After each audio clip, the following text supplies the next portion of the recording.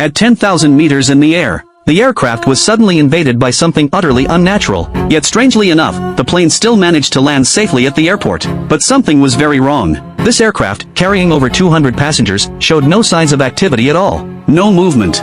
No response. No matter how hard air traffic control tried to contact the cockpit, there was only silence. With no other choice, the tower alerted the police. Soon, large numbers of officers and medical personnel arrived at the scene. That's when they noticed something chilling. The aircraft that had just landed was ice cold, with no residual heat whatsoever. Staring at this eerie plane, police quickly realized this wasn't a typical hijacking. It was far more likely a biological threat. Two biohazard specialists were immediately sent on board to investigate. What they found was absolute silence. All 200 passengers were still seated perfectly in their chairs. Their faces looked normal, almost peaceful, as if time itself had frozen. There were no signs of struggle, no fear. It was as though they had all died in the exact same instant. But under ultraviolet light, the specialists uncovered something truly horrifying. The once clean cabin was covered in shocking splatter patterns, as if some kind of creature's bodily fluid had exploded throughout the aircraft. The substance was everywhere, coating every corner of the cabin. The police immediately removed all 200 bodies from the plane for examination.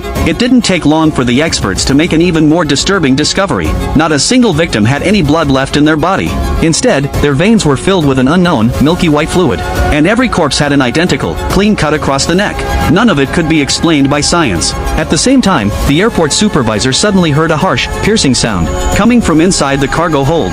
Strangely, no one else could hear it. Acting alone, the supervisor went to investigate. Inside the cargo hold, he saw a strange mass of black material sprawled across the floor, like a living cloak, slowly rising and falling as if it were breathing. Just as he leaned in, trying to see it more clearly, the dark shadow suddenly began to rise.